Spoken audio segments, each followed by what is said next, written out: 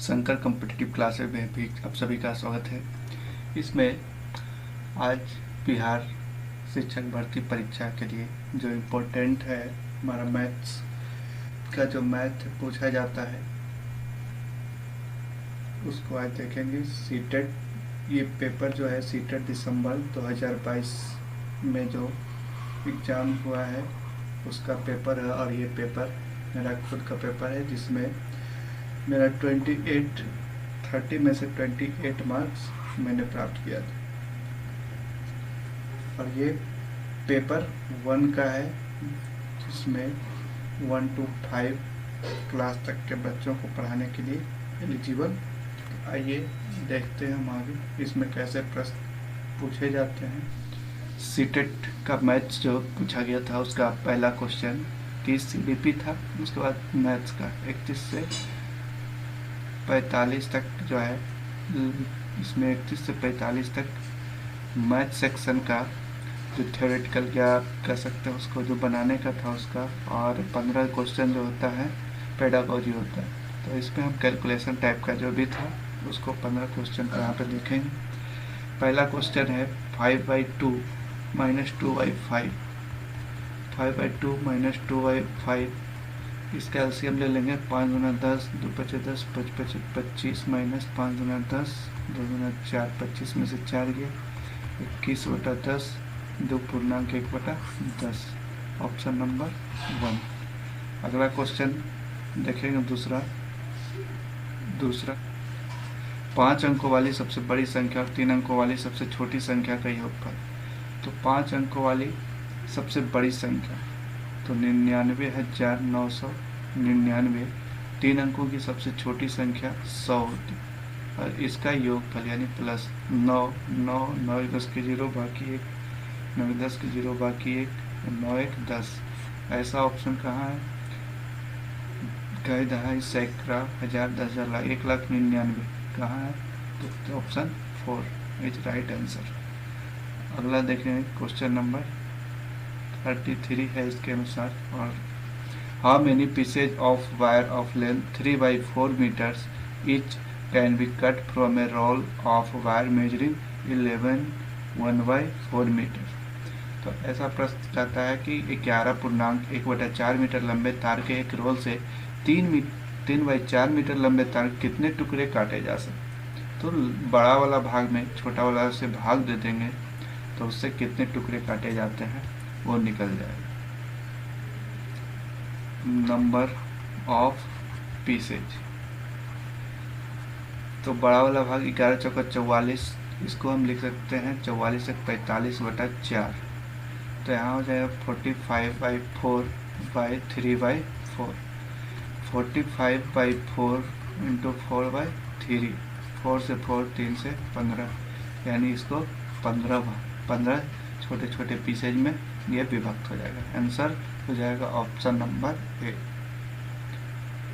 अगला है question number 34। इसमें कहा है,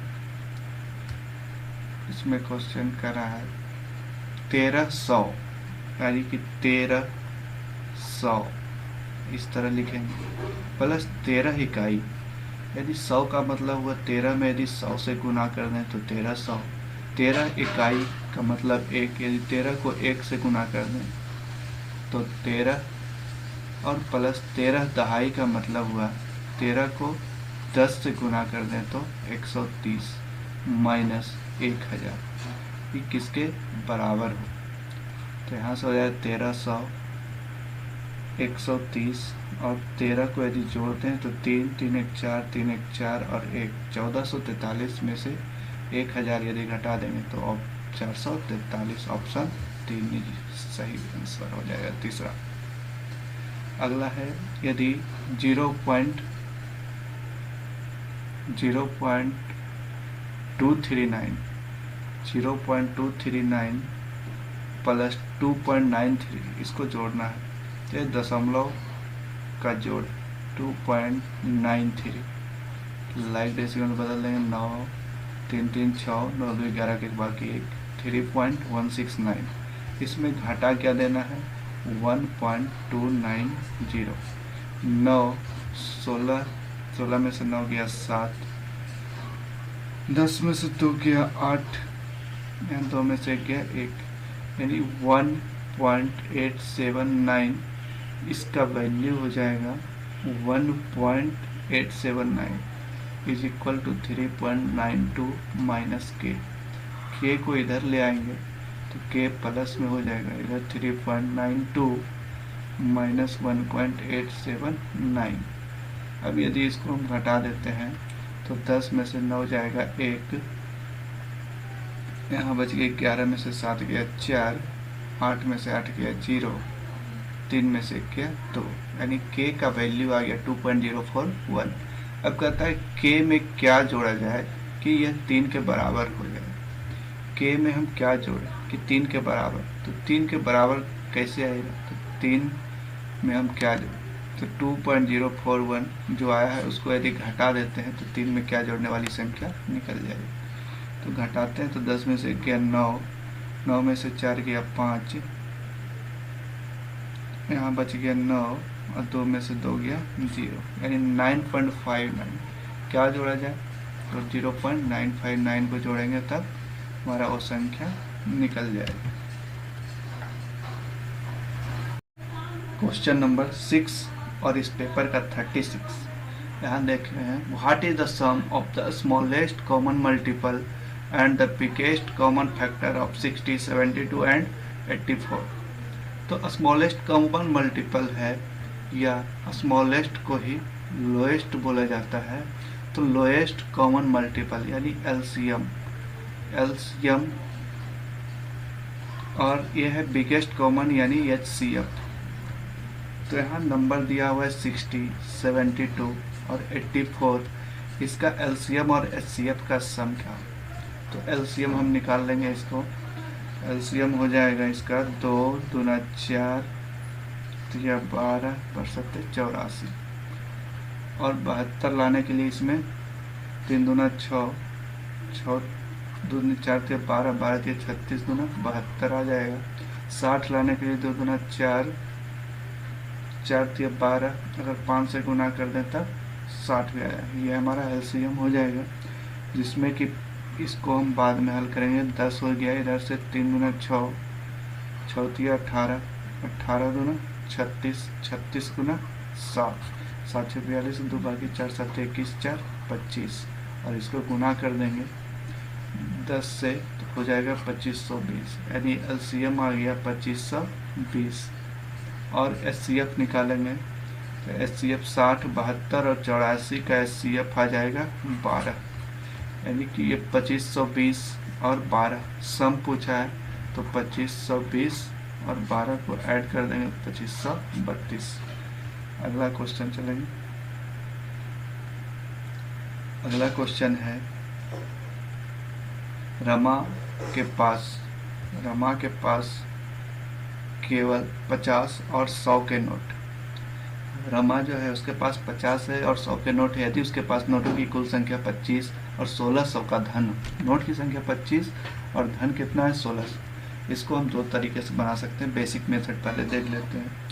अगर रमा को पास हम मान लेते हैं 50 वाला यक्स नोट है और 100 वाला बाई नोट है, तो उसके पास 1600 का धन। यदि 50 रुपये वाला यक्स नोट तो इसको हो जाए 50 यक्स, 100 रुपये वाला बाई नोट है तो 100 बाई और इस जोड़ के आना है 1600। लेकिन क्वेश्चन में कहा है उसके पास नोटों की कुल संख्या 25, यहाँ नोट की संख्या यक्स और नोट की संख्या बाई, तो यक्स प्लस बाई बराबर भी 25 होगा और यहाँ से यक्स बराबर 25 माइनस बाई, जहाँ यक्स है वहाँ हम लिख सकते हैं 25 माइनस बाई प्लस 100 बाई बराबर 1600। 50 गुना 25, 25 25 125 माइनस 50 बाई प्लस 100 बाई बराबर 1600। यहाँ से हो जाएगा माइनस 50 और 100 प्लस में, यानी 50 बाई बराबर 1600 माइनस 1250, ये हो जाएगा 350। 50 y is equal to 350, y is equal to 350 by 50, 50 से 7 बार बाई बराबर 7, बाई का वैल्यू कितना आ गया 7, यानी कि 100 रुपये का जो नोट है वो कितना होगा, उसकी संख्या 100 रुपये के नोटों की संख्या 7 हो जाएगी। तो x प्लस वाई बराबर 25, यानी बाई का वैल्यू यदि 7 है तो x का वैल्यू कितना हो जाएगा 18 7 25, क्योंकि x प्लस बाई 25। तो यहाँ से आंसर 4 भी लगा सकते हैं।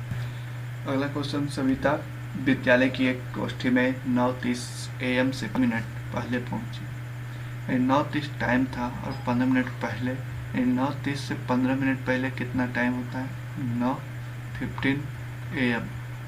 और क्या वह अपने सहकर्मी से आधा घंटा पहले पहुंची।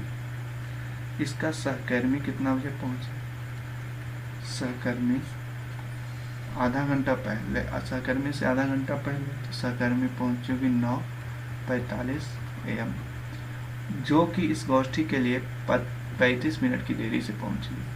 तो ये इसका जो सहकर्मी है वो 35 मिनट देर पहुंचा, यानी सही समय क्या होगा, तो 5 5 4 3 1 9, यानी सही राइट टाइम क्या होगा 9:10 AM। ऑप्शन दूसरा सही है।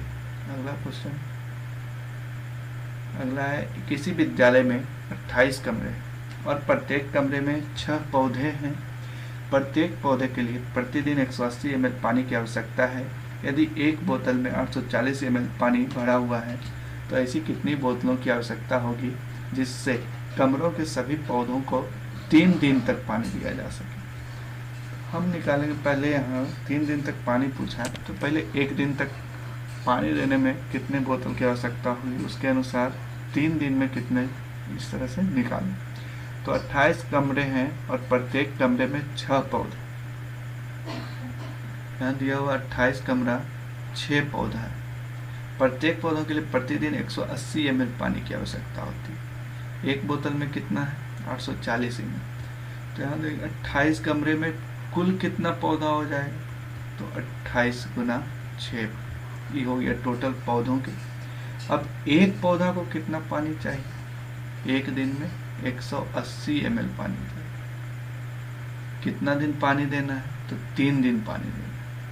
और इसके लिए कितने ml पानी है, 840 ml का बोतल है और पानी भरा हुआ एक बोतल है 840 ml का। तो ऐसे कितने बोतलों की आवश्यकता होगी, तो कितने बोतल, तो 840 से इसको भाग देंगे, 0 से 0, 3 से 28, 28 से 28, 18 छक 108, यानी ऐसे कितने बोतलों की आवश्यकता होगी 108 बोतल। अगले प्रश्न पे चलेंगे। क्वेश्चन नंबर 40, यानी हमारा क्वेश्चन नंबर ये है 10 में एक आयत और एक वर्ग के परिमाप बराबर है। कह रहा है एक आयत है और एक वर्ग है, इस दोनों का परिमाप बराबर है। परिमाप होता है उनके सभी भुजाओं का योग।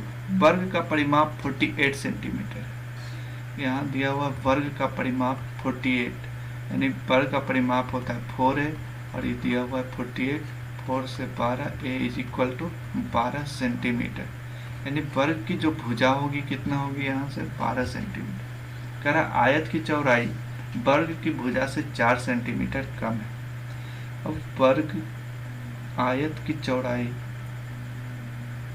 तो आयत की चौड़ाई b मान लेंगे हम, चौड़ाई वर्ग की भुजा से 4 सेंटीमीटर कम, तो वर्ग की भुजा 12 इससे 4 सेंटीमीटर कम, यानी b इज इक्वल टू 8। और पेरीमीटर यानी परिमाप क्या है, रेक्टेंगल का परिमाप क्या है, वर्ग के परिमाप के बराबर। तो वर्ग का परिमाप 48, तो उसका भी 48, और रेक्टेंगल का पेरीमीटर होता है 2 इंटू एल प्लस बी। यहाँ से 48 2 24 L plus B, L plus 8, B का वैल्यू 8 यहाँ से रख लेंगे 24, L is equal to 24 minus 8, L बराबर 16। एल और बी मालूम हो गया है, तो पूछा आयत का क्षेत्रफल, क्षेत्रफल बराबर होता है यल इंटू बी, यल 8 बी 16, 16 128, ऑप्शन 1। इस तरह से देखेंगे कि कुछ हल्के सवाल सीटेट में पूछे जाते हैं इस तरह से, और जिसको हल करना बेहद आसान होता है। अगला प्रश्न पे देखेंगे 440। यहाँ दिया निम्न में से किसमें डिग्रियों की संख्या 440 से 25 अधिक है। तो पहले हम देखेंगे 440 से 25 अधिक होता कितना है, तो 440 प्लस 25 यानी 465। अब हम ऑप्शन यहाँ चेक कर लेंगे, पहला, दूसरा, तीसरा, चौथा में से किसका 465 आ रहा है। तो पहला देखते हैं 5 और 1/3। 5 और 1/3 समकोण, समकोण है तो 90 से गुना। 5 या 15 1 16, 16/3 गुना 90, 3 से 30, 16 3 48, 480 जो कि इसके इक्वल नहीं है, इसलिए पहला ऑप्शन कट जाएगा। इस तरह से आप चेक करेंगे चारों, और ये दूसरा तीसरा चेक कर रहे हैं, तो डायरेक्ट आंसर वाला चेक कर रहे हैं। देखिए 5 और 1 छठांश समकोण, तो 5 और 1 छठांश, छठांश मतलब 6, इसका समकोण तो 90। 6 5 30, 1 31/6, यहाँ 90, 2 3 6 और 30 3 90, 2 से 15, 15 का 15, 5 बाकी 1, 15 45, 1 46, 465। यहाँ ऑप्शन कौन सा हो जाएगा, 4। बाकी आप 2 और 3 और चेक कर सकते हैं। अगला क्वेश्चन है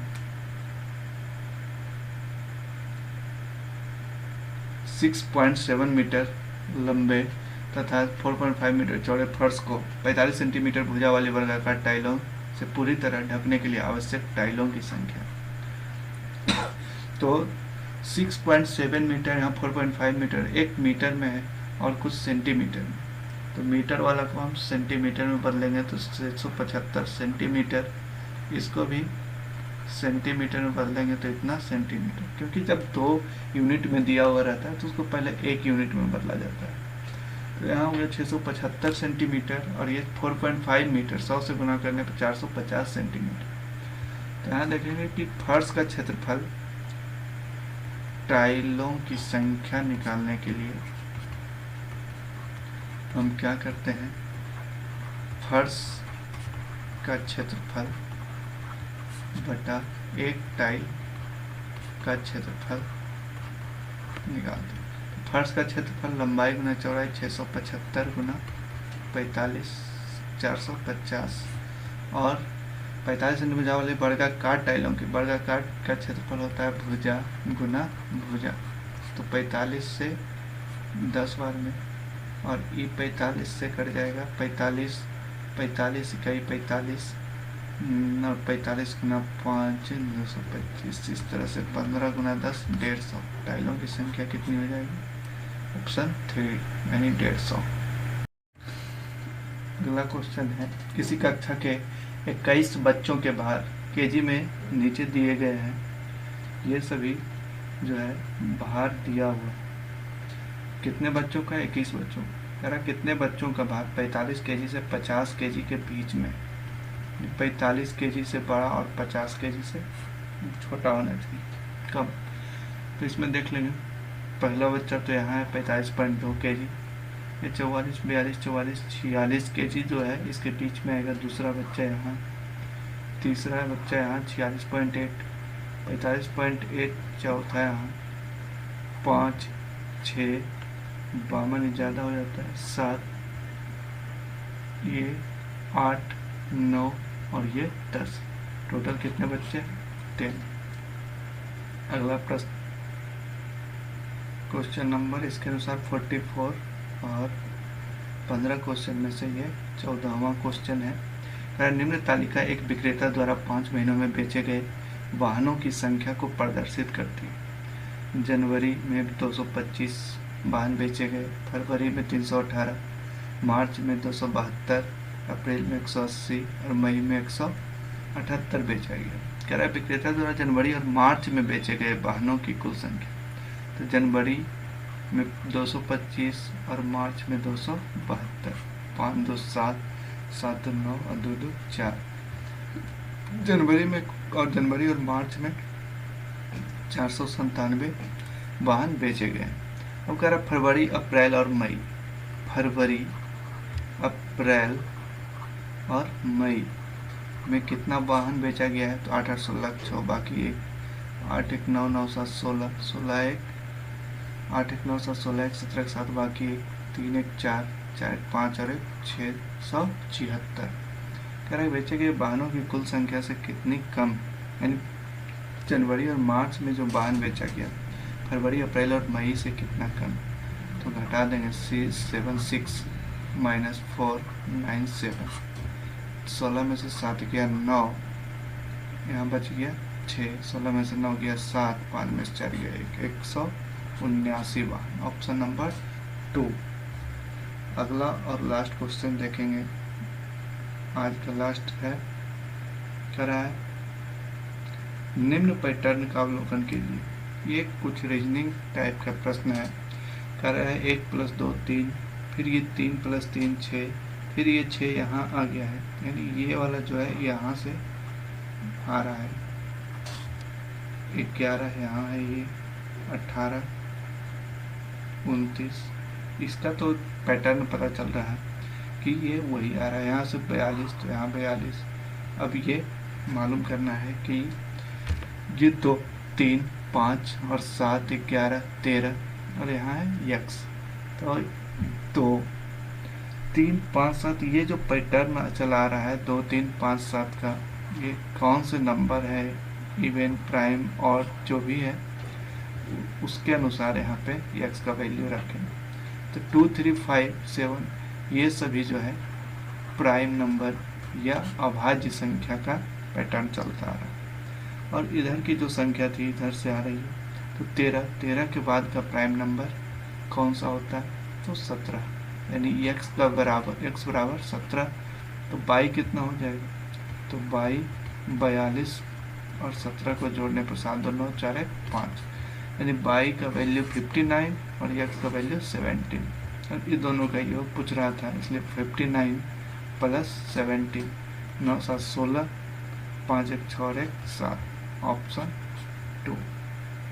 तो अभी हमने देखा कि इस तरह के प्रश्न सीटेट कक्षा 1 से 5 तक के पूछा जाता है। अगले सीरीज में हम देखेंगे 6 to 8 तक में इस तरह के क्वेश्चन को कैसे हल करेंगे। तो अगला पार्ट देखना ना भूलें। अगले पार्ट में हम 6 to 8 क्लास का जो मैथ पूछा जाता है उस पर हम चर्चा करें।